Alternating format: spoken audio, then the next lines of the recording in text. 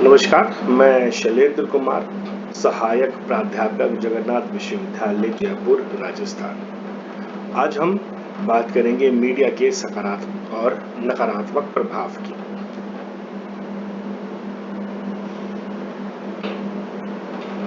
अब तक आप समझ गए होंगे कि मीडिया मनोविज्ञान की जटिलताएं क्या होती हैं तथा इसका मनोविज्ञान में, हमारे जीवन में और इसके अध्ययन करने के तरीकों में तथा अनेक वर्षों से इस विषय में जारी अनुसंधान कार्यों में इसका क्या महत्व है। इसके अलावा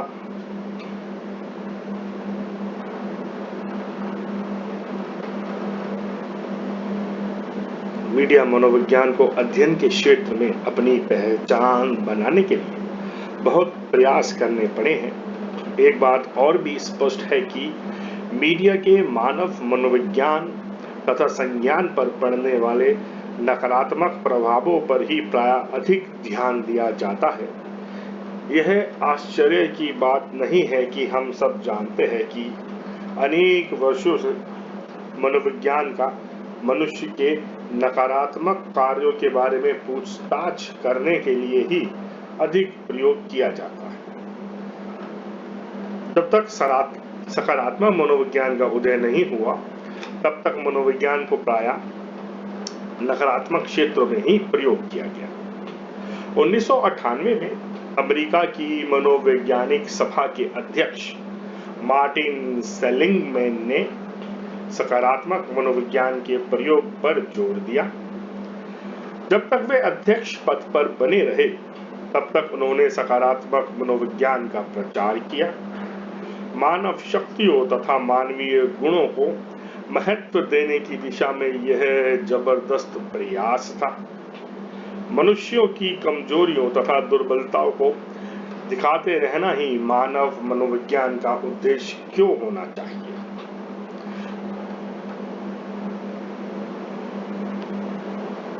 अभी हमने एक जिक्र किया कि मीडिया अक्सर नकारात्मक मनोविज्ञान पर ही जोर क्यों देता है।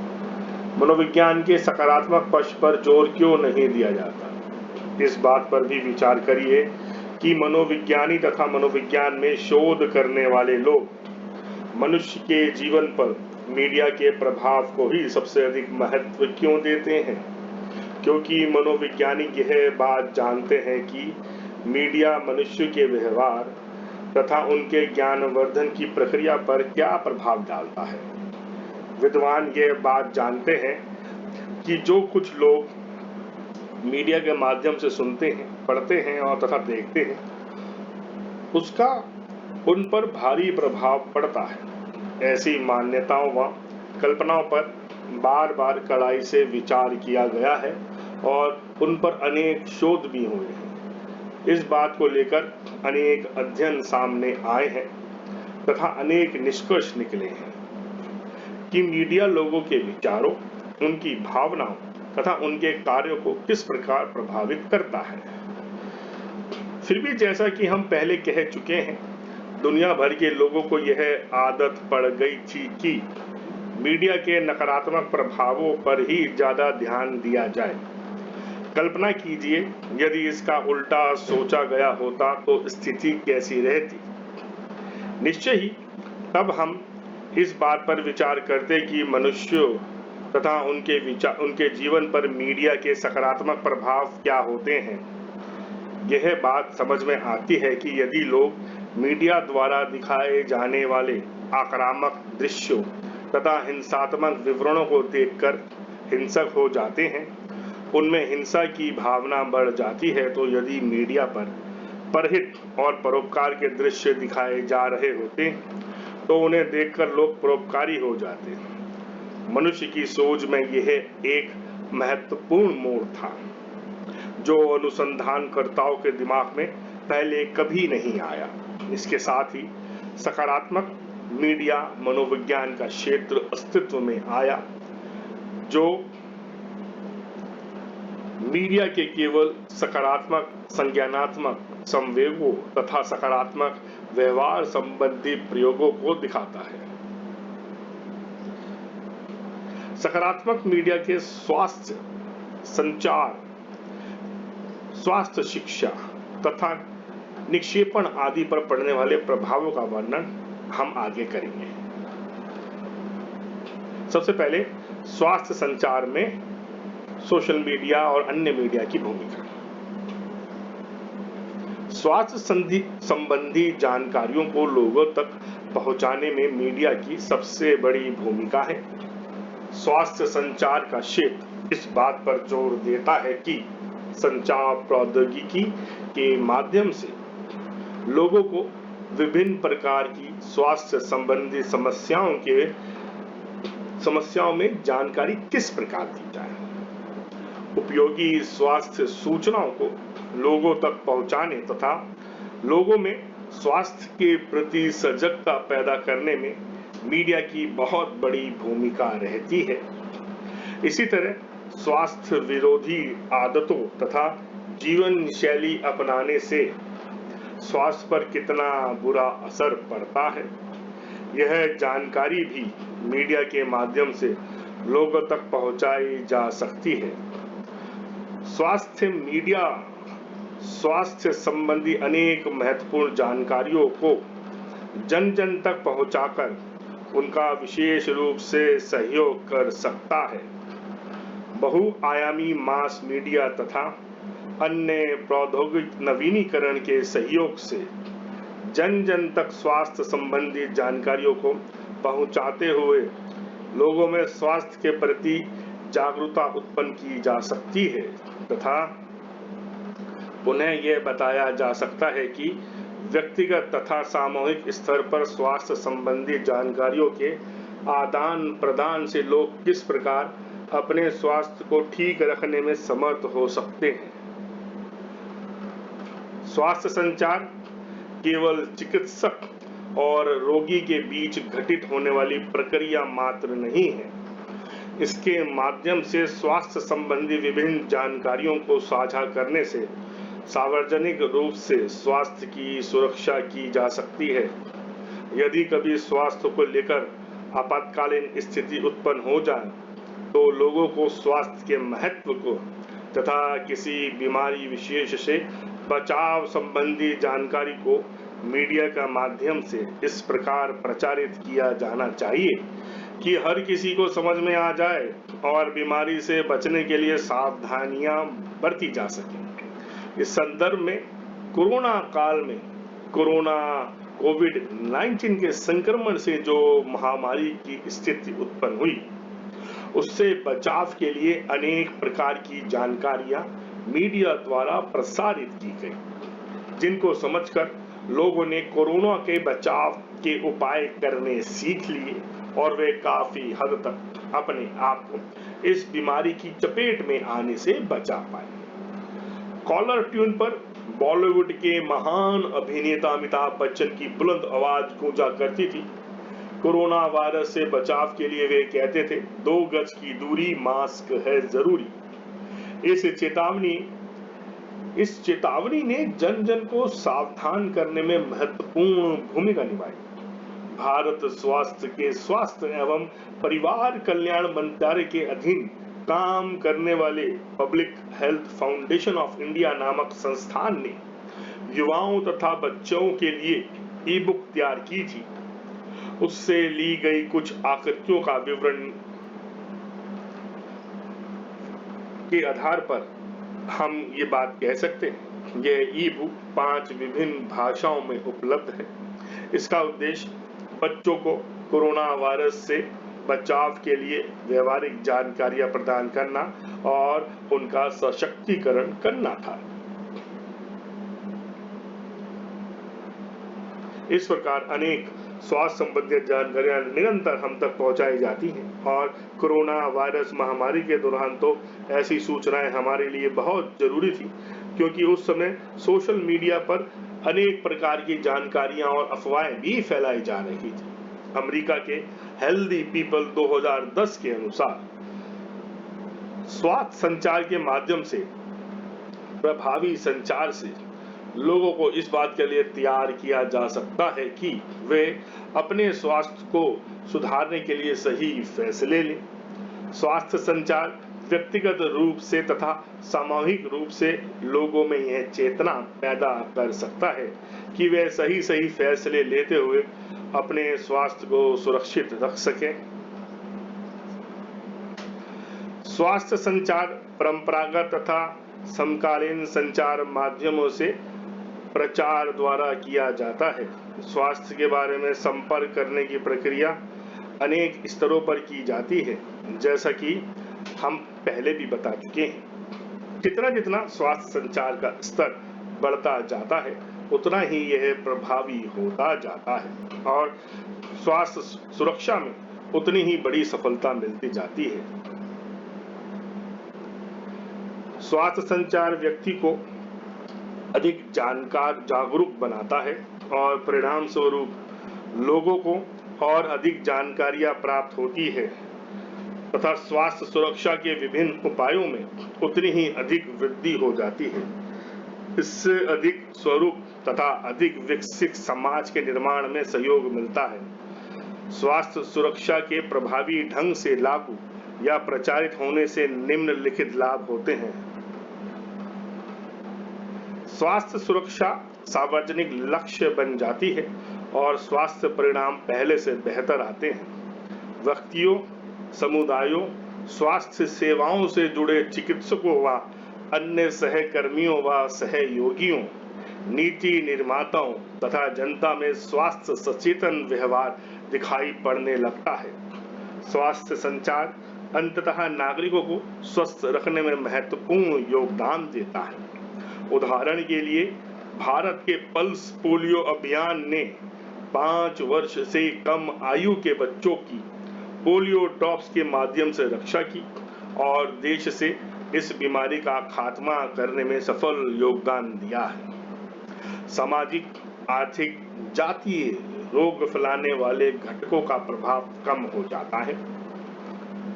स्वास्थ्य संचार की व्यवस्था इस प्रकार की जाती है कि सभी तक स्वास्थ्य संबंधी सूचनाएं पहुंच सकें और सभी को स्वास्थ्य संबंधी सहयोग प्राप्त हो सके।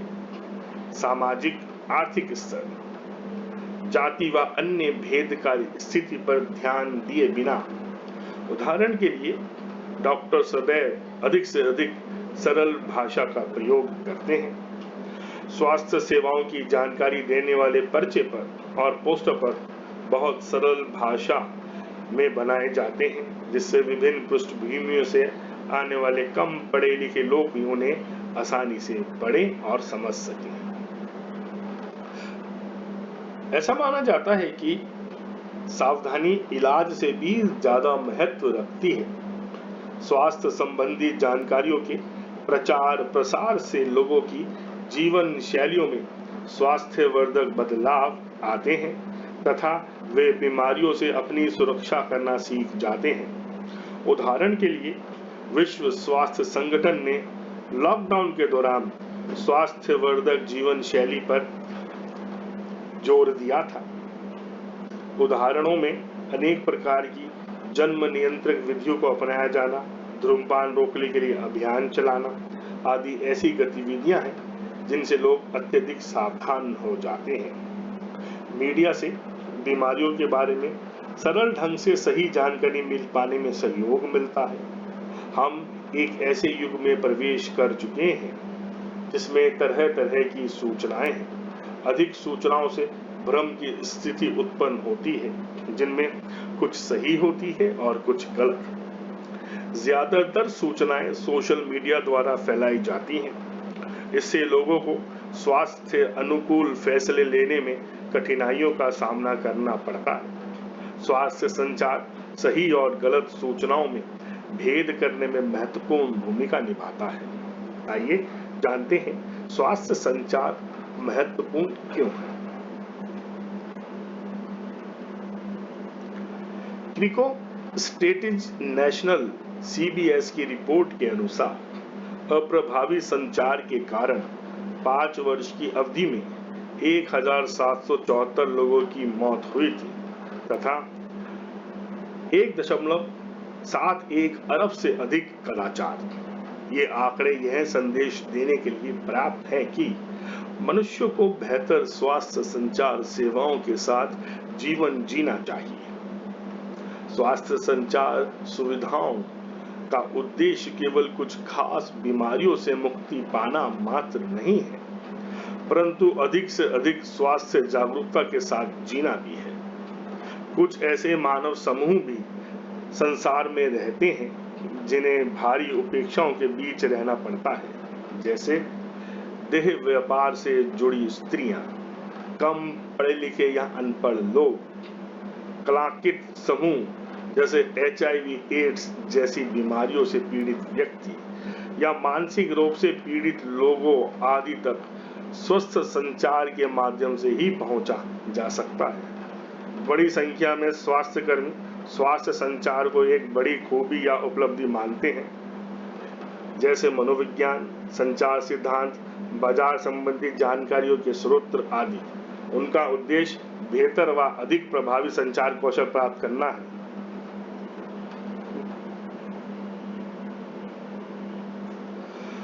प्रभावी स्वास्थ्य संचार के लिए निम्न चीजों की आवश्यकता होती है। सही जानकारी, सूचना पूरी तरह सही और तथ्यात्मक होनी चाहिए। लक्षित व्यक्तियों तक अवश्य पहुंच जानी चाहिए। संतुलित होनी चाहिए, लाभकारी तथा सक्षम होनी चाहिए। विश्वसनीय सूचनाओं का विवरण अन्य स्रोतों से भी मेल खाता हुआ तथा विश्वसनीय होना चाहिए। सांस्कृतिक रूप से उपयुक्त, जातीय, नस्लीय तथा भाषाई विविधता का ध्यान रखा जाना चाहिए।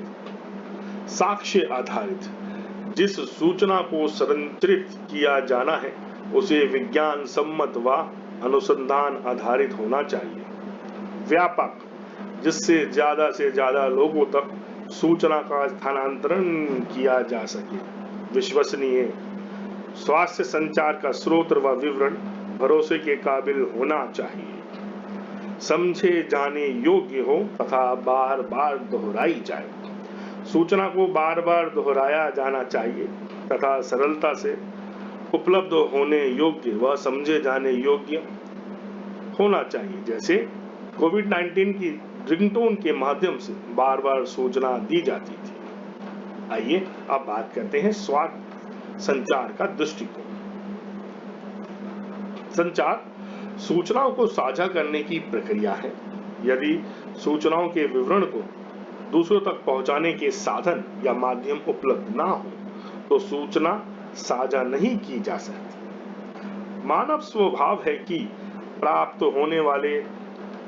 होने वाली जानकारी को मनुष्य दूसरे लोगों तक पहुंचाना चाहता है, उसके लिए उपयुक्त संचार माध्यम की जरूरत पड़ती है। इसी तरह से जब स्वास्थ्य संचार की बात आती है तो स्वास्थ्य संबंधी जानकारियों को अनेक जनों तक पहुंचाने के लिए हमें संचार के साधन चाहिए। थॉमस 2006 के अनुसार कुछ पारंपरिक व कुछ समकालीन पद्धतियां हैं जिनके द्वारा स्वास्थ्य संबंधी सूचनाएं अन्य लोगों तक पहुंचाई जाती हैं। बड़ी संख्या में लोगों के संपर्क में आने की पद्धतियों में बदलाव आए हैं। इनमें से एक नया तरीका बाजार है जिसने अलग तरह की अनेक संचार व संपर्क पद्धतियां प्रदान की हैं। पारंपरिक पद्धतियों में एक पद्धति छपी हुई सामग्री द्वारा सूचनाओं को जन जन तक पहुंचाने की है। पर्चे, पोस्टर, स्वयं सहायता निर्देशिका, स्वास्थ्य संबंधी साहित्य आदि। स्वास्थ्य मेले, सूचना एवं विवरण, ईमेल, फोन आदि द्वारा। सार्वजनिक सेवा उद्घोषणा, रेडियो प्रसारण व रेडियो वार्ताएं, टेलीविजन, समाचार पत्र, प्रेस विज्ञप्तियां, विभिन्न मीडिया माध्यमों पर दिखाई जाने वाली कहानियां व अन्य विधियां। स्वास्थ्य संचार के समकालीन तरीके संचार क्षेत्र में प्रौद्योगिक नवीनीकरणों के द्वारा अस्तित्व में आए हैं। इनमें सीधे उपभोक्ता बाजार तक पहुंचना, इलेक्ट्रॉनिक सूचनाओं का विवरण, ई बाजार तथा सोशल मीडिया बाजार है। विविध संचार चैनलों का प्रयोग जैसे रेडियो, टेलीविजन, समाचार पत्र, विज्ञापन, पर्चे, इंटरनेट तथा सोशल मीडिया उपकरण जैसे ट्विटर, फेसबुक तथा यूट्यूब आदि द्वारा लोगों के संपर्क में आया जा सकता है। स्वास्थ्य संचार के विभिन्न तरीके लोगों का जानकारियों में वृद्धि करते हैं, उनके दृष्टिकोणों तथा सोचने के तरीकों में बदलाव लाते हैं, जिनमें खतरों से बचने के नजरिए, सकारात्मक व्यवहार पर जोर देना, सामाजिक तौर तरीकों को प्रभावित करना, सहयोगी तथा आवश्यक सेवाओं की उपलब्धता में वृद्धि करना तथा व्यक्तियों का इस तरह सशक्तिकरण करना कि वे अपने आप को स्वस्थ रखने की आदत डाल लें।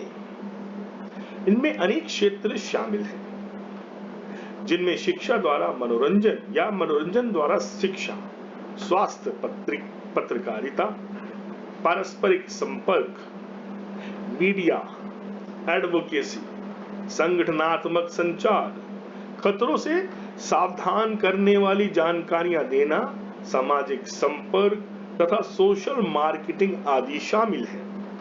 विविध मीडिया संचार से लेकर पारंपरिक तथा सांस्कृतिक परक संचार जैसे कहानी सुनाना, कठपुतली का तमाशा तथा नुक्कड़ नाटक आदि शामिल हैं। धारावाहिक, सोप ओपेरा तथा फिल्म आदि का प्रायः स्वास्थ्य सूचनाओं के प्रचार प्रसार के लिए किया जाता है। अब स्वास्थ्य संचार संबंधी विभिन्न माध्यमों पर विचार करते हैं।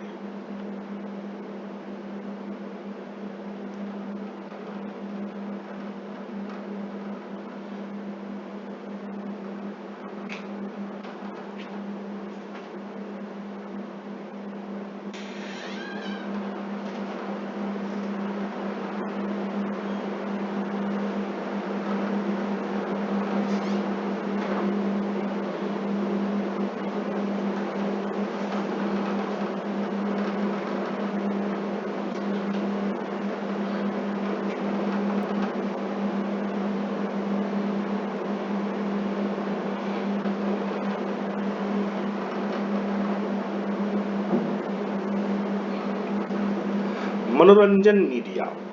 अक्सर आपने अनेक फिल्में देखी होंगी तथा टेलीविजन सीरियल देखे होंगे और मन में आया होगा कि आप भी इनका हिस्सा होते। कभी कभी आपको हुबहू आपके जैसा कोई पात्र फिल्म में देखने को मिलता है, जिसके कारण आपके आत्मविश्वास में उछाल आ जाता है। जैसे हैरी पॉटर देखते समय या नार्निया देखते समय आपके मन में आता है कि काश आपके पास भी जादू का बैट होता या जादू की छड़ी होती। फिल्में, टेलीविजन सीरियल, काल्पनिक पात्र आदि सब हमारे मन में भावनाओं का संचार कर देते हैं, जो सामान्यतः हम अनुभव नहीं कर पाते। अब तक की इकाइयों में, अब तक की पाठ में हमने पढ़ा कि मीडिया किस प्रकार मीडिया हम पर प्रभाव डालता है और ये किस तरह हमारे जीवन का हिस्सा बनता जा रहा है। इस प्रकार जब स्वास्थ्य के बारे में जानकारियां साझा करने की बात आती है तो मीडिया सबसे ज्यादा सहयोगी व उपयोगी साबित होता है। उदाहरण के लिए अनेक फिल्में जब प्रसारित की जाती हैं तो हमने देखा कि कोई ऐसी पिक्चर जिसमें किसी स्कूल के बच्चे के बारे में बताया गया है और उसमें विद्यालय जाने वाले बच्चा किरदार दिखाया गया है, तो ऐसा विद्यार्थी जो मानसिक रोग से पीड़ित है और वो फिल्म बहुत पसंद की जाती है। इससे बच्चों के साथ व्यवहार करने के मामले में महत्वपूर्ण सीख दी जाती है। फिल्म के अंतर्गत जिस बच्चे का किरदार दिया गया उसे अधिगम अक्षमता या डिसलेक्सिया रोग से पीड़ित होने के बावजूद सामान्य विद्यालय में दाखिल करा दिया गया था। मानसिक रूप से कम विकसित होने के कारण उस बच्चे को वह सब समझ में नहीं आता था जो विद्यालय के शिक्षक उसे कक्षा में सिखाते थे। माता पिता बच्चे की मानसिक अक्षमता से परिचित नहीं थे। उन्होंने बच्चों को यह सोचकर बॉडी में डाल दिया कि वे वहां के वातावरण में सुधर जाएगा, लेकिन उसकी दशा में तब तक कोई सुधार नहीं हुआ जब तक वह अपरंपरागत शिक्षक विद्यालय में नहीं आ गया। इस शिक्षक ने यह जान लिया कि बच्चे की मानसिक अक्षमता के कारण उसका व्यवहार दूसरे बच्चों से अलग तरह का है। उस बच्चे को आत्मीयतापूर्ण व्यवहार से इतना बदल डाला कि उसने कलात्मक प्रतियोगिता में इतना अच्छा प्रदर्शन किया कि सामान्य मनोदशा वाले व सक्षम छात्र व शिक्षक भी वैसा नहीं कर पाए। फिल्म में दर्शकों के मन पर इतना अच्छा प्रभाव डाला कि फिल्म समीक्षकों ही नहीं दर्शकों ने भी उसकी प्रशंसा की। बुद्धिजीवी को भी ऐसी फिल्म बहुत ज्यादा पसंद आती है। शिक्षा मनोरंजन कार्यक्रम मनोरंजन के साथ साथ स्वास्थ्य संबंधी महत्वपूर्ण जानकारियां भी प्रदान करते हैं। मनोरंजन मीडिया स्वास्थ्य संचार को बढ़ावा देते हैं तथा स्वस्थ जीवन शैली के बारे में जानकारी भी प्रभावी ढंग से प्रदान करते हैं। इस प्रभाव के बारे में हम बाद में समझने का विस्तार से प्रयास करेंगे। आइए अब डिजिटल विपणन के बारे में जानते हैं।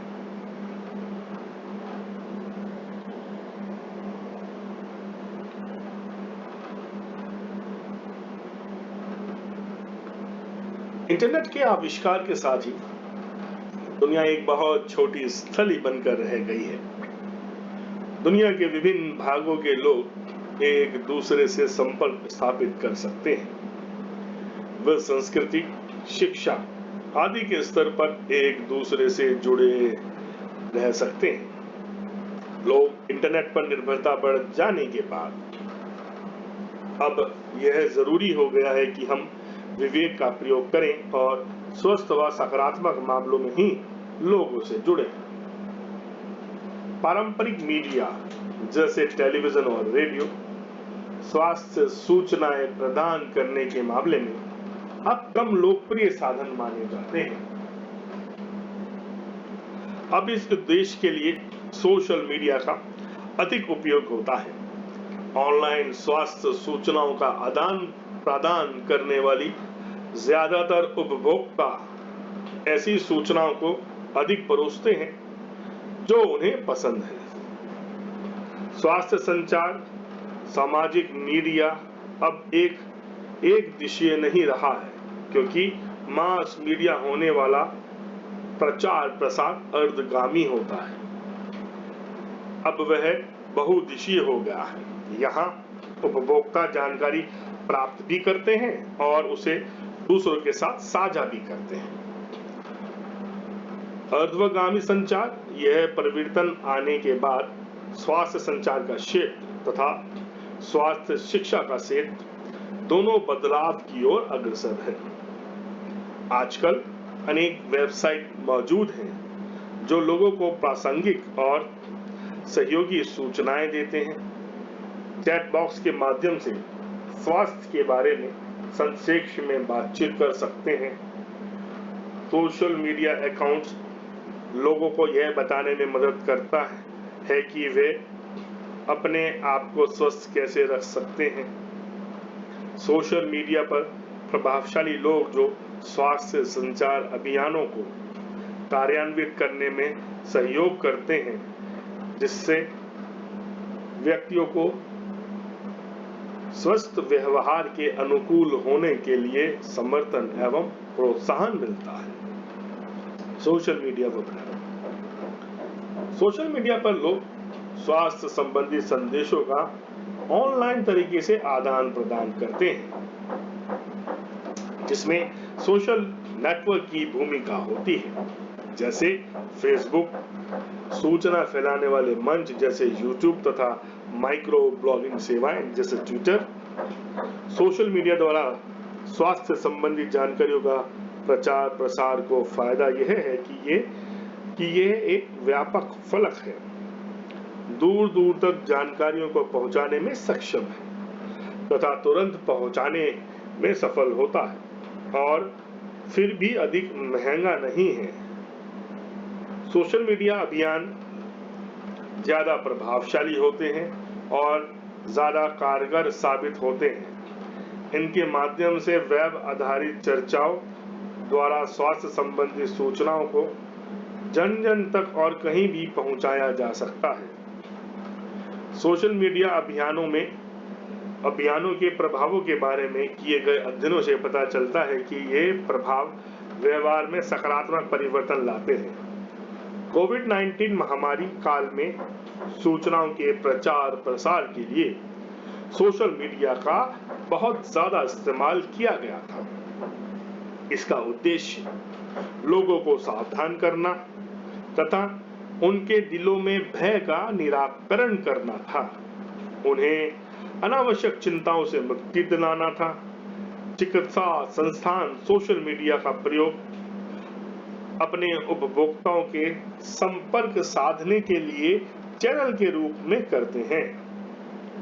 भारत के मीडिया अभियानों में यूट्यूब का कैंसर के रोगियों से संबंधित महिंद्रा राइज कार्यक्रम प्रसारित किया जाता है, जिसका शीर्षक है सेहत का बटुआ।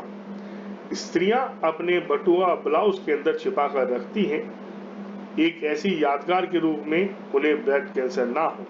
इस अभियान को यूट्यूब पर देखा जा सकता है। भारत में ब्रेस्ट कैंसर के स्वयं निदान के प्रयास का तरीका महिंद्रा की एक CSR पहल है।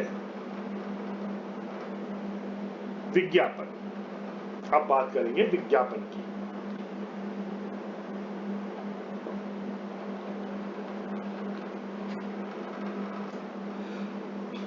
स्वास्थ्य संचार की एक और बड़ी प्रविधि विज्ञापन है। प्रतिवर्ष पारंपरिक जन स्वास्थ्य विज्ञापनों पर बड़े स्तर पर प्रचार के लिए निवेश किया जाता है, जिसका उद्देश्य स्वास्थ्य संबंधी आदतों में रचनात्मक बदलाव लाना होता है। शेविच के अनुसार शिक्षापरक अभियान एक तरह की बिक्री अभियान है। इसमें बिक्री के लिए जो चीज हम प्रस्तुत करते हैं वह है स्वास्थ्य।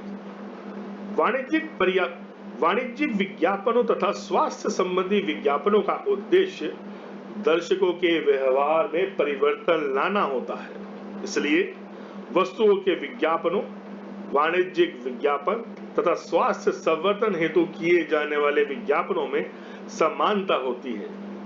इनसे संबंधित सिद्धांतों तथा तरीकों के बारे में हम आगे बताएंगे। अंतर्वैयक्तिक संचार।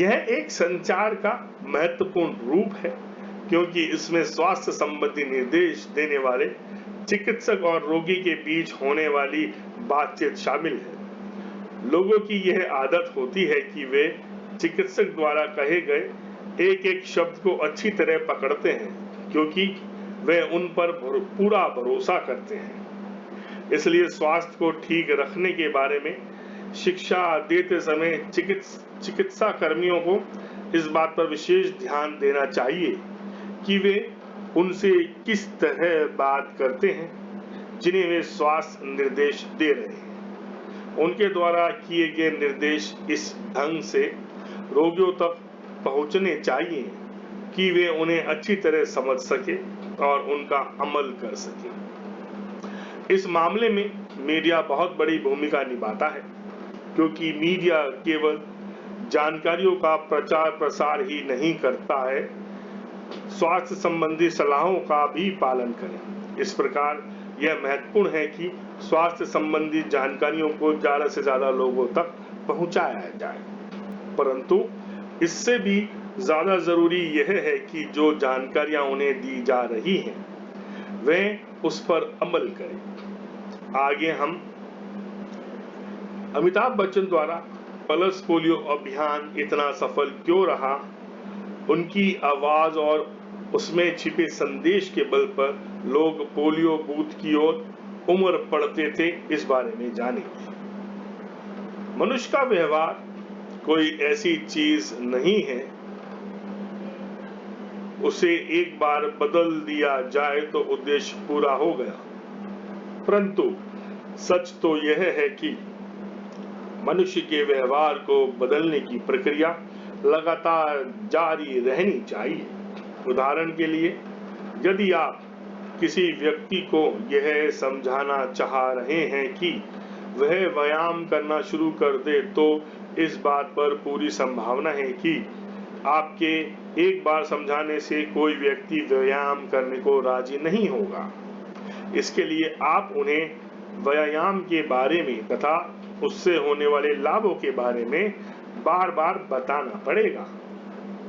उनके मन में यह बात बिठानी पड़ेगी कि ऐसा करने से उन्हें कितना फायदा होगा।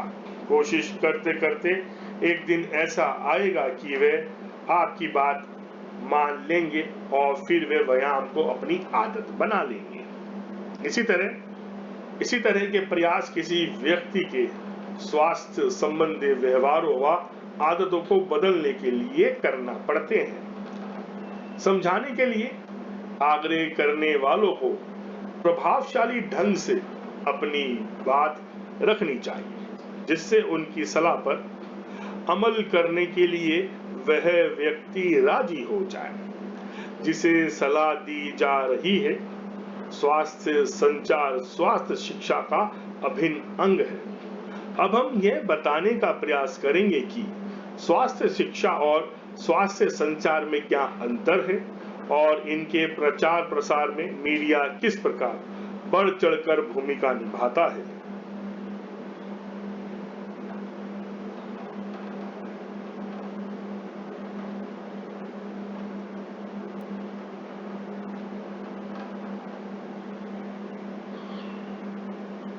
प्रिंट मीडिया, अखबार, पत्रिकाएं, पोस्टर तथा पर्चे आदि में छपने वाले विज्ञापनों का विशेष महत्व होता है। वे लोगों तक जीवन और जीवन शैली संबंधी जानकारियां पहुंचाते हैं और उन्हें स्वास्थ्य शिक्षा प्रदान करते हैं। शर्मा का कहना है कि पूरी दुनिया में समाचार पत्र स्वास्थ्य संबंधी जानकारियों के अत्यधिक महत्वपूर्ण स्रोत हैं। प्रिंट मीडिया स्वास्थ्य संबंधी लगभग हर विषय पर जानकारी प्रदान करता है। स्वास्थ्य संबंधी समस्याओं के बारे में जानकारी देते समय मीडिया लोगों के व्यवहार में परिवर्तन लाता है।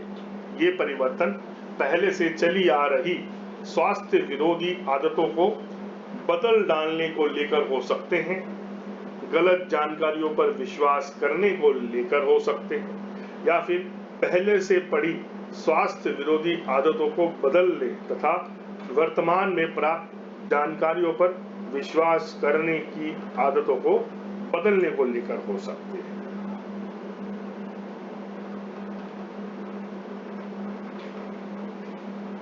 स्वास्थ्य शिक्षा का प्रमुख उद्देश्य लोगों को स्वास्थ्य संबंधी जानकारियां देना होता है। यह स्वास्थ्य शिक्षा स्वास्थ्य संबंधी अनुभव पर आधारित होती है। इसका उद्देश्य स्वास्थ्य सुधार करने में लोगों की सहायता करना होता है, उनकी स्वास्थ्य संबंधी जानकारी में वृद्धि करके अथवा उनकी सोच को प्रभावित करके।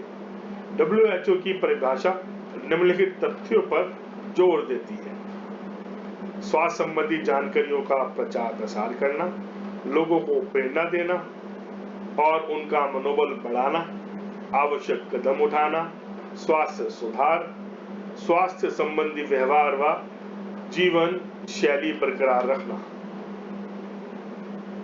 स्वास्थ्य शिक्षा एक सामाजिक विज्ञान है जिसे जैविक, पर्यावरणीय, मनोवैज्ञानिक, भौतिक तथा चिकित्सा विज्ञान के आधार पर तैयार किया गया है। यह सार्वजनिक स्वास्थ्य से संबंधी अच्छी आदतों को व्यवहार में लाने से संबंधित है। इनका उद्देश्य स्वास्थ्य सुधार करना, बीमारियों, दुर्घटनाओं तथा अकाल मृत्यु को रोकना है। स्वास्थ्य शिक्षा प्रदान करने वाले स्वयंसेवक एक शिक्षा के माध्यम से लोगों के व्यवहार में, उनके काम करने और जीवन जीने के तौर तरीकों में बदलाव लाने का प्रयास करते हैं। इन परिवर्तनों से लोगों की जानकारियां, दृष्टिकोण, योग्यताओं तथा व्यवहारों में व्यक्तिगत रूप से, सामूहिक रूप से, संस्थागत अथवा सामुदायिक स्तर पर परिवर्तन आता है। स्वास्थ्य शिक्षा का उद्देश्य व्यक्तियों, समुदायों आदि की स्वास्थ्य संबंधी आदतों में सकारात्मक परिवर्तन लाना तथा उनके रहन सहन, कार्य स्थितियों तथा स्वास्थ्य में रचनात्मक बदलाव लाना होता है। इतना सब हो जाने के बाद भी स्वास्थ्य संचार और स्वास्थ्य शिक्षा में अंतर करना इसलिए कठिन हो रहा है कि दोनों के बीच बहुत समानताएं हैं। दोनों एक जैसी जानकारियां साझा करती हैं और इससे यह पता लगता है कि स्वास्थ्य संचार स्वास्थ्य शिक्षा का एक हिस्सा है। स्वास्थ्य शिक्षा का उद्देश्य केवल स्वास्थ्य संबंधी व्यवहार अथवा स्वास्थ्य की गुणवत्ता के बारे में जानकारी देना मात्र नहीं है, बल्कि लोगों के अच्छे स्वास्थ्य के लिए प्रोत्साहित करना तथा उसके लिए उनमें समुचित आत्मविश्वास की योग्यता या सामर्थ्य पैदा करना है।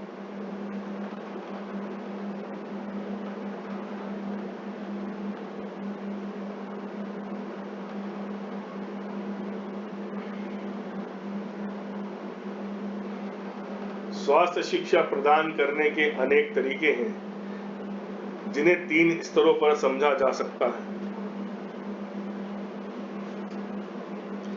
विचारों व सूचनाओं को इस तरह प्रदान करना कि लोगों के ज्ञान में वृद्धि हो, उनकी सोच में सकारात्मक बदलाव आए तथा विभिन्न प्रकार के स्वास्थ्य संबंधी कौशलों की उन्हें जानकारी मिले। व्यक्तिगत तरीकों में सीधे आमने सामने मिलने का तरीका शामिल है, जैसे घर घर जाकर बात करना। यह तरीका पारस्परिक है और इसमें दोनों ओर से सूचनाओं का आदान प्रदान किया जाता है। क्लाइंट प्रश्न पूछ सकता है, स्वास्थ्य कर्मी उसके प्रश्नों का उत्तर दे सकता है। स्वास्थ्य कर्मी, नर्स या अन्य कोई भी स्वास्थ्य की जानकारी रखने वाला व्यक्ति हो सकता है। स्वास्थ्य शिक्षा के लिए शिक्षा देने वाला और लेने वाला कम से कम 2 व्यक्तियों की जरूरत पड़ती है। छोटे छोटे समूह बनाकर भी स्वास्थ्य शिक्षा प्रदान की जा सकती है। इसमें प्रदर्शन करके दिखाना, नुक्कड़ नाटक, पैनल वार्ता, समूह वार्ता, सेमिनार, व्याख्यान, कार्यशाला आदि को अनेक तरीके अपनाए जाते हैं। इन तरीकों में व्यक्तिगत पारस्परिकता नहीं होती, इसमें प्रतिपुष्टि की जा सकती है। समूह के लगभग एक जैसे लोग ही शामिल होते हैं, जैसे सभी अस्थिर सुशीलता के रोगी हो सकते हैं या गर्भ निरोधकों जानकारी लेने को उत्सुक व नवविवाहित जोड़े हो सकते हैं। समूह में बात करने का तरीका मास मीडिया की तरह ही काम करता है। इनका उद्देश्य ज्यादा से ज्यादा लोगों तक पहुंचना होता है, जो अलग अलग जीवन स्थितियों वाले या अलग अलग जगहों पर रहने वाले हो सकते हैं। उसके लिए आमने सामने आकर विचारों को आदान प्रदान की जरूरत नहीं पड़ती। इन तरीकों में प्रदर्शनी लगाना, भाषण देकर समझाना, स्वास्थ्य सहयोगी अभियान चलाना आदि शामिल है। इसके लिए रेडियो, टेलीविजन, समाचार पत्र, पत्रिका, बिलबोर्ड आदि का प्रयोग किया जा सकता है। स्वास्थ्य शिक्षा का उद्देश्य लोगों तक, समुदायों को यह समझाना है कि वे अपने स्वास्थ्य को अपने नियंत्रण में कैसे रखें। इसके लिए उन्हें स्वास्थ्य संबंधी जानकारी दी जाती है और स्वास्थ्य के बारे में उनकी सोच को बदला जाता है। लेकिन मात्र जानकारी देना ही स्वास्थ्य शिक्षा का उद्देश्य नहीं है। स्वास्थ्य शिक्षा लोगों को इस बात के लिए तैयार करती है कि वे अपने स्वास्थ्य का ध्यान रखने और स्वस्थ रहने की कला कैसे सीखें। स्वास्थ्य खराब होने के अनेक कारण होते हैं। ये सामाजिक, आर्थिक, पर्यावरणीय परिस्थितियों आदि अनेक तरह के हो सकते हैं। कभी कभी लोग इसलिए भी बीमार पड़ जाते हैं क्योंकि उनकी प्रकृति बहुत नाजुक होती है। वे विपरीत प्रभावों को सह नहीं पाते या फिर वे स्वस्थ रहने के लिए आवश्यक उपायों व तरीकों को नहीं अपनाते।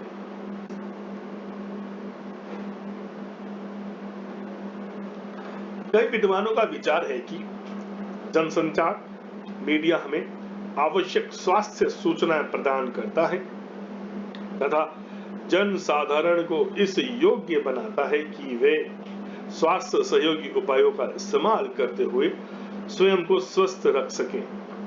स्वास्थ्य को ठीक रखने में सोशल मीडिया की भी बड़ी भूमिका है। सोशल मीडिया पर स्वास्थ्य संबंधी जानकारी बहुत ज्यादा मात्रा में रहती है, इसलिए स्वास्थ्य की शिक्षा देने वाले चिकित्सा कर्मचारी तथा स्वास्थ्य संवर्धन प्रक्रिया से जुड़े स्वास्थ्य शिक्षक सोशल मीडिया पर उपलब्ध स्वास्थ्य सामग्री पर भरोसा करने लगे हैं। इसलिए यह जरूरी है कि सोशल मीडिया प्रौद्योगिकी पर और अधिक अनुसंधान कार्य किया जाना चाहिए। जनसंचार मीडिया की पहुंच इतनी व्यापक है कि दुनिया के किसी भी भाग में रहने वाले व्यक्तियों तक यह मीडिया पहुंच जाता है।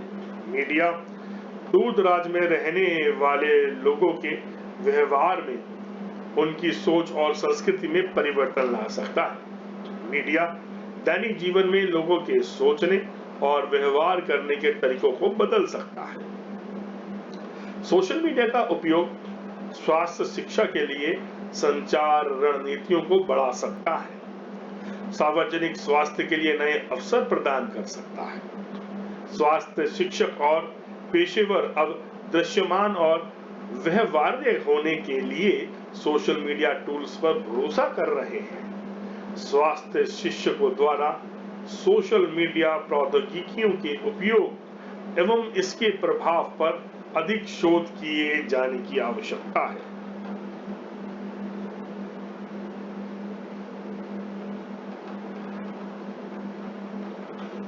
स्वास्थ्य संचार यह संचार अध्ययन संकाय का भाग है। इसके अंतर्गत स्वास्थ्य संबंधी जानकारी प्रदान करना, स्वास्थ्य संबंधी जानकारी की जांच करना तथा उनका प्रचार प्रसार करना आदि शामिल है। इसके लिए विभिन्न प्रकार की उन सभी संचार प्रौद्योगिकियों पर जोर दिया जाता है जो लोगों तक जानकारियां पहुंचाने तथा उनके स्वास्थ्य संबंधी व्यवहार को बदलने में सहयोगी हो सकती है। मुख्य काम तो स्वास्थ्य से संबंधित सूचनाओं व जानकारियों का प्रसारण करना ही है। स्वास्थ्य सूचनाएं स्वास्थ्य शिक्षा का हिस्सा होती है। यह लोगों के स्वास्थ्य के बारे में जानकारियों में वृद्धि करती है, जो स्वास्थ्य शिक्षा का मुख्य उद्देश्य है।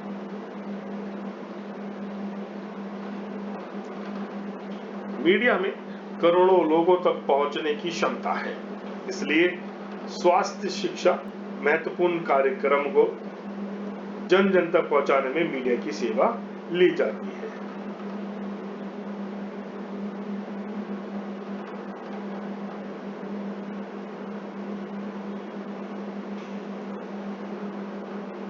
भारत में 2011 की जनगणना के अनुसार लगभग 26 करोड़ से ज्यादा ऐसे लोग रहते हैं जो पढ़ या लिख नहीं सकते। निरक्षरता के इस अनुपात के आधार पर आप अनुमान लगा सकते हैं कि ऐसे लोगों पर स्वास्थ्य शिक्षा का कैसे और क्या प्रभाव पड़ता होगा। देश में ग्रामीण क्षेत्रों में रहने वालों की संख्या अब भी नगरों में रहने वालों की संख्या से अधिक है। भारत एक अत्यधिक विविधता वाला देश है, इसलिए स्वास्थ्य शिक्षा की योजना बनाते समय इन सब बातों का विशेष ध्यान रखना पड़ता है। भारत में केंद्रीय स्वास्थ्य शिक्षा ब्यूरो, स्वास्थ्य एवं परिवार कल्याण मंत्रालय भारत सरकार स्वास्थ्य शिक्षा का प्रमुख संस्थान है। स्वास्थ्य शिक्षा के उद्देश्यों से इन संस्थान ने 5 विभागों को यह दायित्व सौंपा है कि स्वास्थ्य संबंधी जानकारियों को जन जन तक पहुंचाए। वे ऐसी योजनाएं तैयार करते हैं जिनमें सभी स्थितियों व समस्याओं को ध्यान में रखते हुए प्रभावी ढंग से स्वास्थ्य संबंधी अधिक से अधिक जानकारियों अधिक से अधिक लोगों तक पहुंचाई जा सके। इन विभागों का विवरण इस प्रकार है। प्रशिक्षण विभाग, मीडिया तथा संपादकीय विभाग, स्वास्थ्य संवर्धन तथा शिक्षा सेवाएं, विद्यालय स्वास्थ्य शिक्षा विभाग तथा प्रशासनिक विभाग।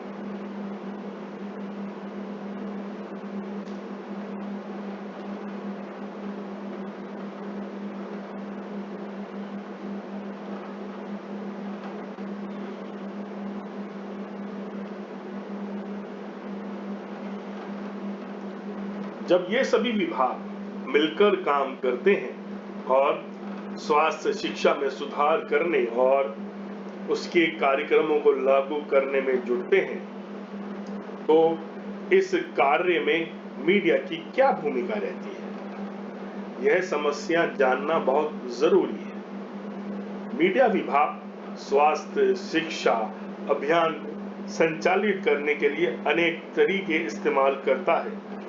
नवीनतम व अत्यधिक कारगर सूचनाओं का चयन करके यह विभाग लोगों से संपर्क साधता है तथा उन्हें बीमारियों से बचने के उपाय बताता है। स्वास्थ्य संबंधी विषयों पर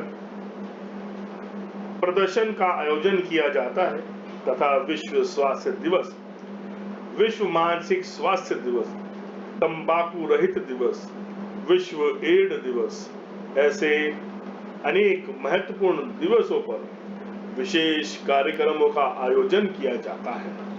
संपादकीय विभाग अनेक प्रकार की स्वास्थ्य संबंधी पत्र पत्रिकाओं का प्रकाशन करता है, जैसे स्वस्थ हिंद, आरोग्य संदेश, स्वास्थ्य शिक्षा समाचार। इन पत्रिकाओं में स्वास्थ्य शिक्षा संबंधी लेखों तथा विवरणों एवं सुझावों आदि को शामिल किया जाता है।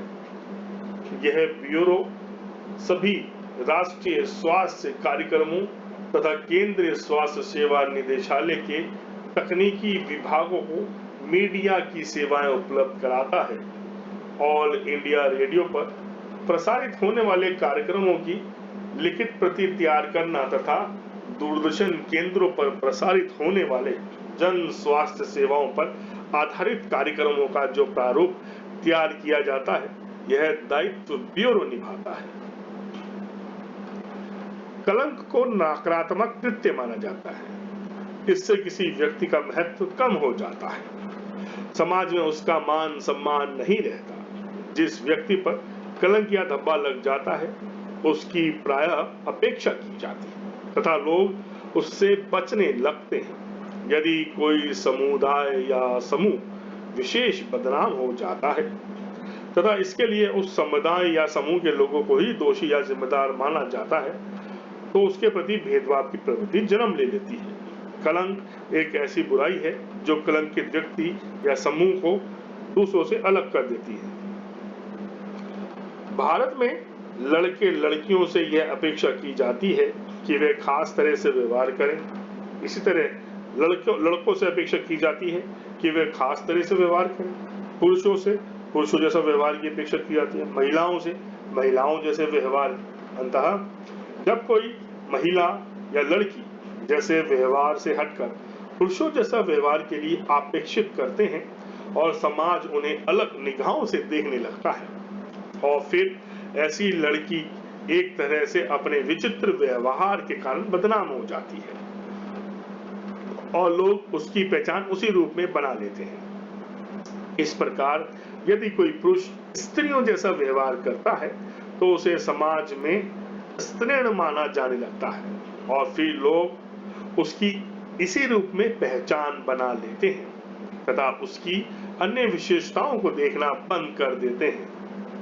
इसी प्रकार यदि कोई व्यक्ति मानसिक अक्षमता का शिकार हो तो लोग भारतीय समाज में उसे पागल समझने लगते हैं। इसलिए यदि किसी परिवार में कोई बच्चा या अन्य सदस्य मानसिक विकलांगता से ग्रसित होता है तो लांछित होने के डर से परिवार के लोग उसकी विकलांगता को छिपा लेते हैं। समाज में कलंकित हो जाने का भय बुरी तरह व्याप्त है।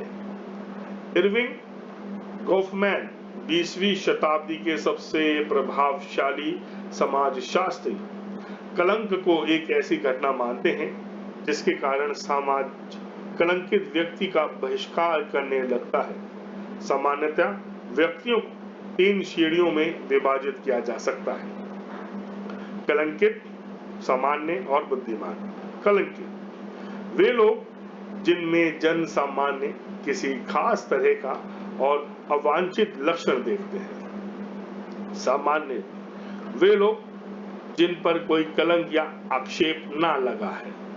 बुद्धिमान सामान्य जनों के बीच ऐसे लोग जो लोगों को आक्षेपित या कलंकित मान लेते हैं यदि वे सामान्य से हटकर हों।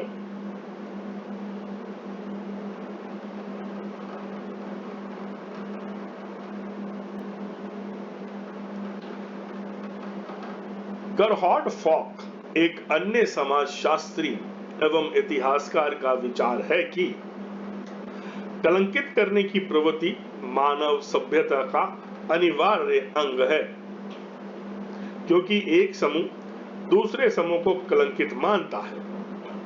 यदि उसमें कुछ अलग लक्षण देखें तो यह शायद इसलिए होता है कि समाज में कुछ तरह के लोग स्वीकार्य होते हैं, कुछ तरह के स्वीकार्य नहीं होते। जो स्वीकार्य होते हैं उनके प्रति अलग नजरिया होता है और जो स्वीकार्य नहीं होते उनके प्रति अलग नजरिया होता है। फॉक का विचार है कि हम सब लोग तथा सभी समाज कुछ स्थितियों को सामान्य से अलग, वर्जित या कलंकित मानते हैं तथा कुछ व्यवहारों के बारे में भी हमारा इसी तरह का नजरिया है जो हमारे हिसाब से नहीं होते। उन्हें हम स्वीकार नहीं करना चाहते और अपने समूह का हिस्सा नहीं बनाना चाहते हैं।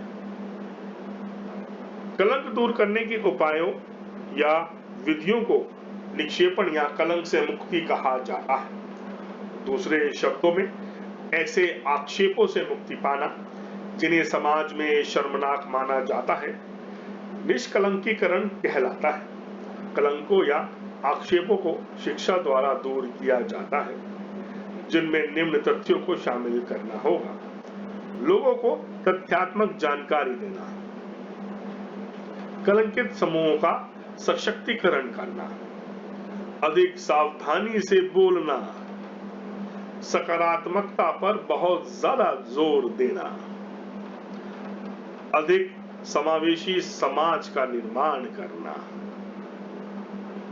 बहुत से लोग ऐसे होते हैं जो कलंक या आक्षेप के साथ बड़े होते हैं क्योंकि वे इसके बारे में बहुत कुछ नहीं जानते, परंतु कुछ लोग इससे बाहर आ जाते हैं। वे ऐसी जानकारियों का सहारा लेते हैं जो उन्हें समाज द्वारा लगाए गए कलंक से बाहर लाने की हिम्मत देता है। कलंक से मुक्ति पाने के लिए व्यक्तिगत अनुभव तथा ऐसे ही अन्य कारक विशेष रूप से मदद करते हैं।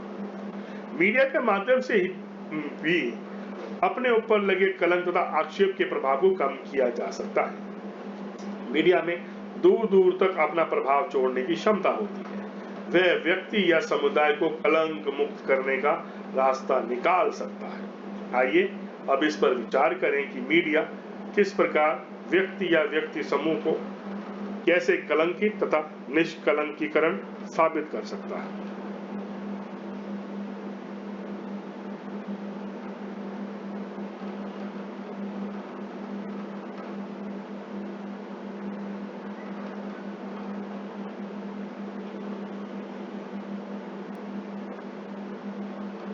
एक समय था जब भारत के बारे में विदेशियों के विचार बड़े अजीब हुआ करते थे।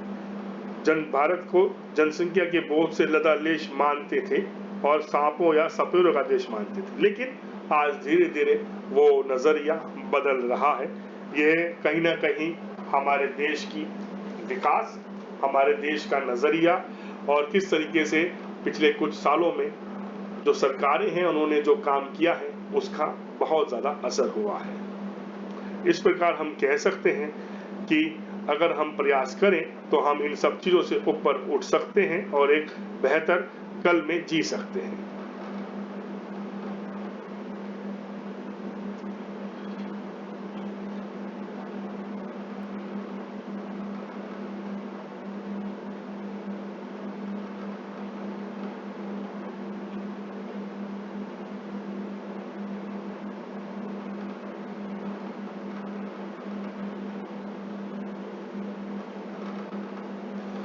मीडिया अभियान की सूचना प्रसार में क्या भूमिका है, इस पर थोड़ा सा जिक्र करना जरूरी है।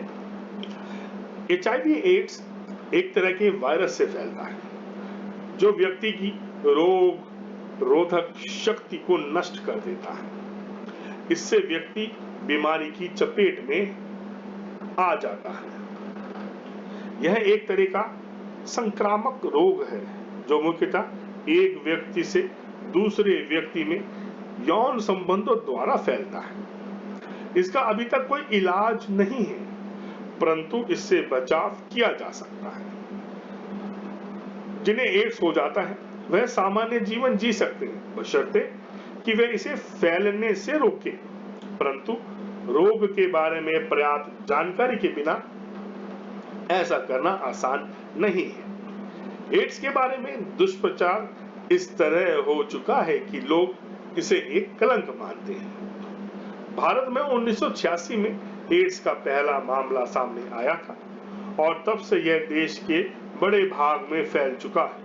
यह जरूरी है कि लोगों को इस रोग के बारे में ज्यादा से ज्यादा जागरूक किया जाए और यह प्रयास किया जाए कि यह रोग और अधिक ना फैले।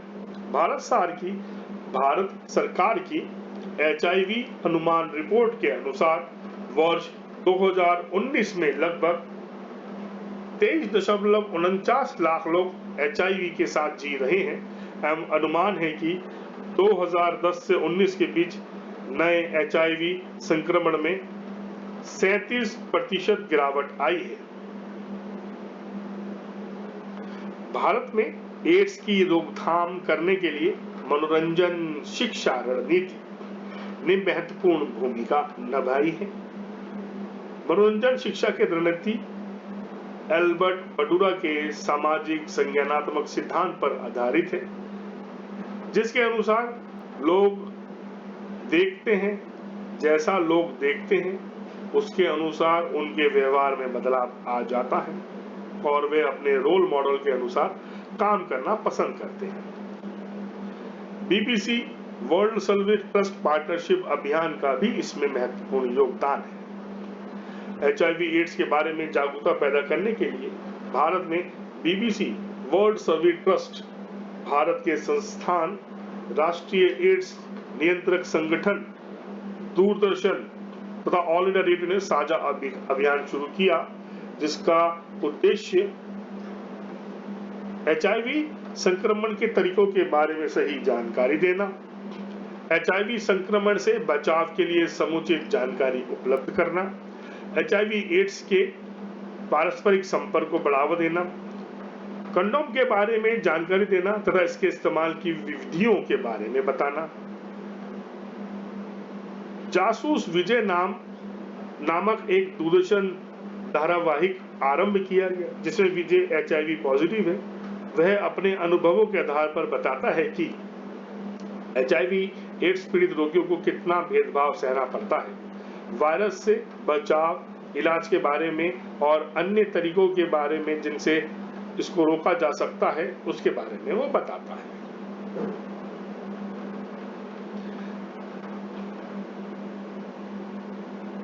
एक अन्य टेलीविजन कार्यक्रम हाथ से हाथ मिला शुरू किया गया।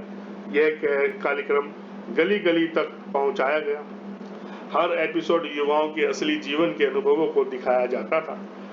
सार्वजनिक रूप से वार्ताएं आयोजित की जाती थी, संगीत का सहयोग लिया जाता था, प्रतियोगिताएं आयोजित की जाती थी।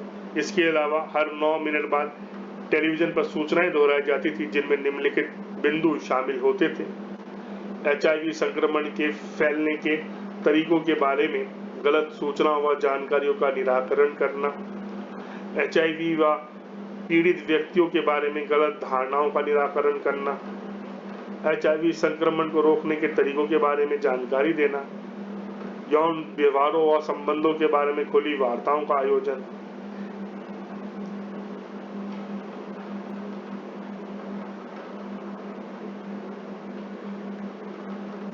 छह मिनट का एक रेडियो स्पॉट भी तैयार किया गया जो स्थानीय दर्शकों और श्रोताओं को दिखाए जाते थे, जिनमें विशेष रूप से पुरुष श्रोता और दर्शक शामिल होते थे। इनमें HIV संक्रमण कैसे फैलता है, उनसे कैसे बचा जाए आदि के बारे में बताते समय यौन संबंधों के लिए क्या क्या चीजें जरूरी हैं वह सब भी बताया जाती थी। मीडिया अभियानों के परिणाम। इन अभियानों के माध्यम से जन सामान्य तक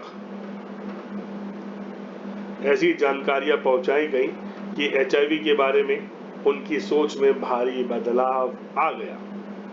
इसके अलावा मीडिया के प्रचार के कारण लोगों में प्रायः यह जागृति आ गई, वे सभी चीजें अच्छी तरह जान गए कि HIV एड्स से बचाव के लिए हमें क्या क्या उपाय करने हैं। इसी तरीके से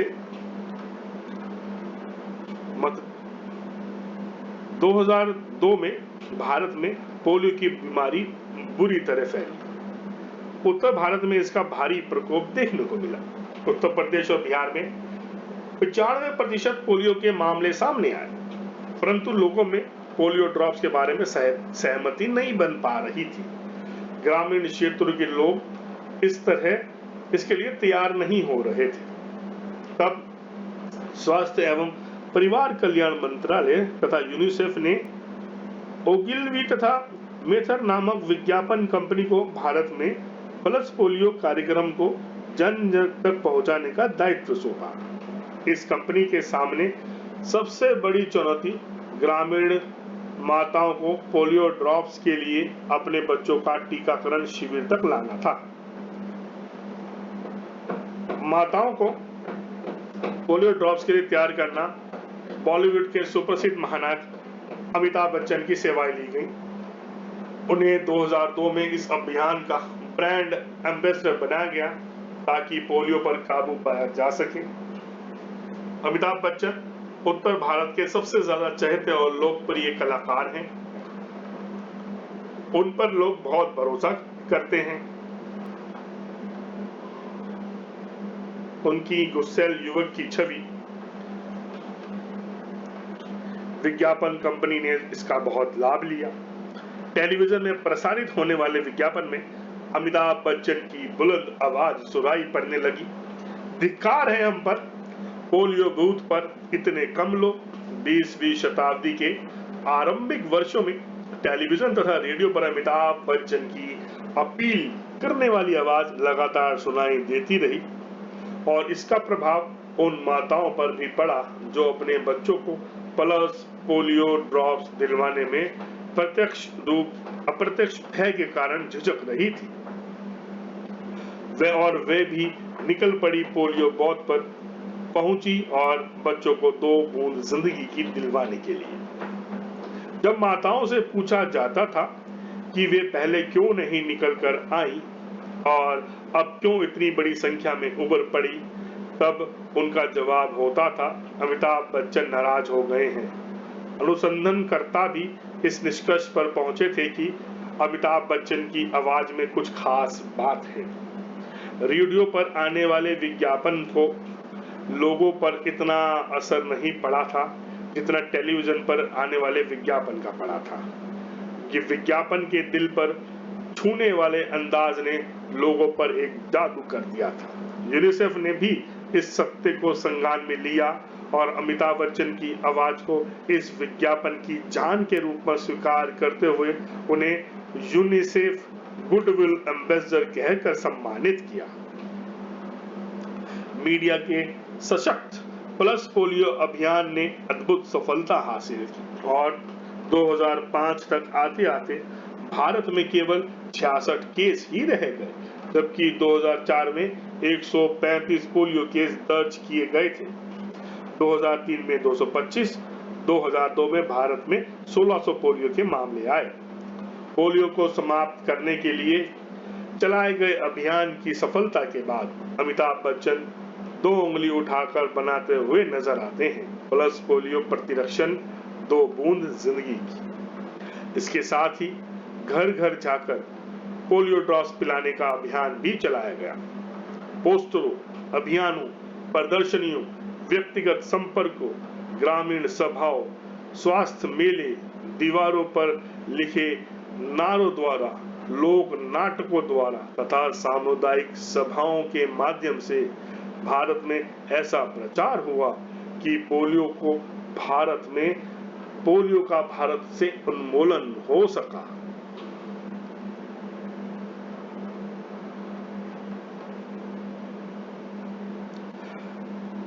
इस विषय का सारांश कुछ इस प्रकार है।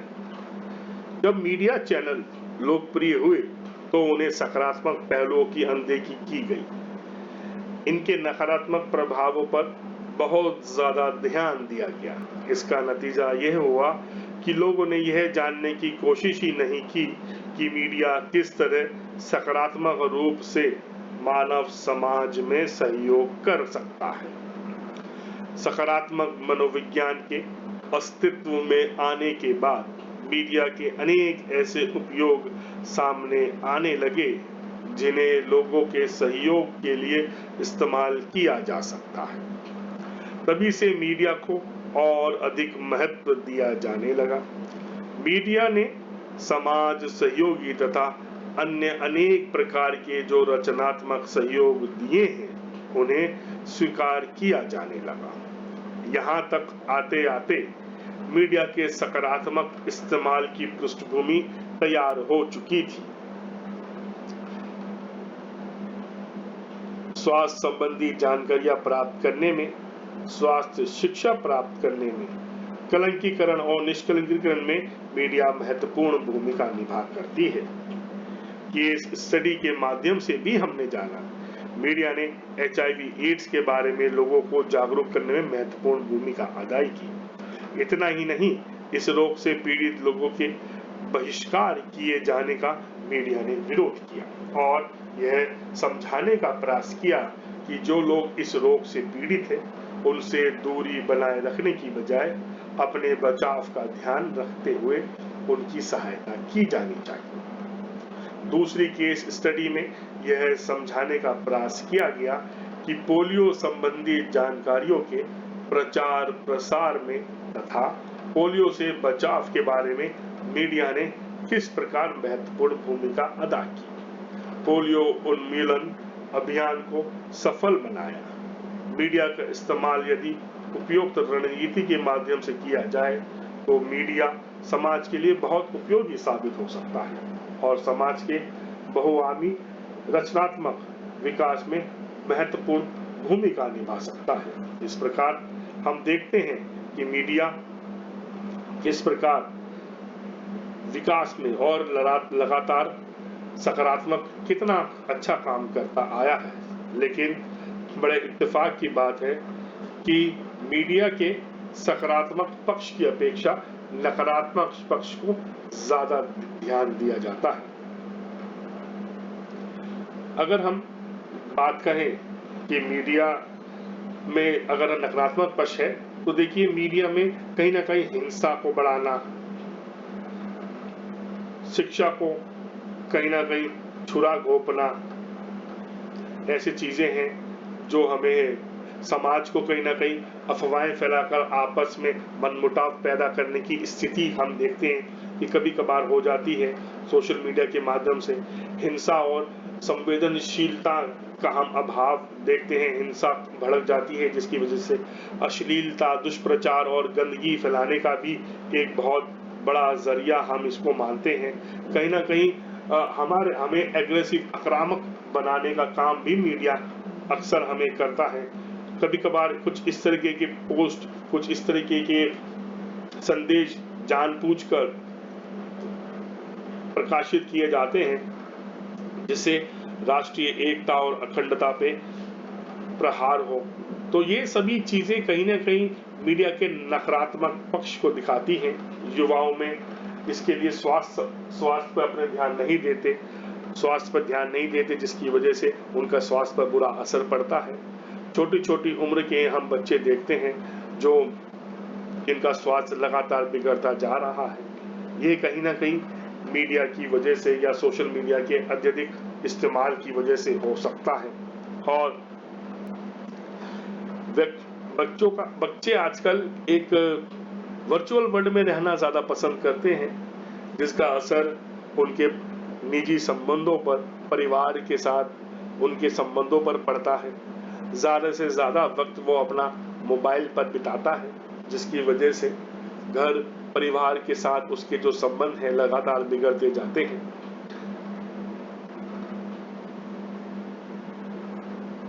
तो ये कहीं ना कहीं बातें ऐसी हैं जो हमें बताती हैं कि सोशल मीडिया का अत्यधिक प्रयोग करने से हमें तमाम तरीकों की दिक्कतों का सामना करना पड़ सकता है। आजकल बहुत कम उम्र के बच्चे ऐसे हैं जिन्हें सोशल मीडिया की इतनी लत लग चुकी है कि जिसकी वजह से उनका स्वास्थ्य बुरी तरीके से खराब हो चुका है। उनकी आंखें कमजोर होती जा रही हैं। लगातार डॉक्टर के पास ऐसे केस आ रहे हैं कि स्क्रीन टाइम ज्यादा होने की वजह से उनकी आंखों पर अनेक प्रकार की दिक्कतों का जो सामना है उनकी आंखों को करना पड़ रहा है। इंटरनेट का बहुत ज्यादा यूज करने से इंटरनेट पे हम देखते हैं कि आजकल गेम का लालच देना, बैटिंग का लालच देना, तो इससे कहीं ना कहीं बच्चों के अंदर, युवाओं के अंदर, लोगों के अंदर एक गलत आदतें पनप जाती हैं और वो जो ज्यादा से ज्यादा जो अपना समय है उस पर बिताता है, जो पैसा है वो इस तरीके के जुए की लत लग जाती है, जिसकी वजह से जाहिर सी बात है इसका असर उनके जो पारिवारिक रिश्ते हैं और जो उनके व्यक्तिगत जीवन है उस पर भी पड़ता है। तो कुल मिलाकर मीडिया के कुछ ये नुकसान भी हमें देखने को मिलते हैं। तो इन चीज़ों को हमें ज़रूर थोड़ा ध्यान देना चाहिए कि हम एक संतुलन बनाकर चलें। जीवन में एक संतुलन का होना बहुत ज़रूरी है, अन्यथा जो जीवन है वो पटरी से उतर जाएगा और जो रस है जीवन का वो कहीं ना कहीं दूषित हो जाएगा। उम्मीद है कि आपको ये विषय अच्छे से समझ आया होगा। धन्यवाद।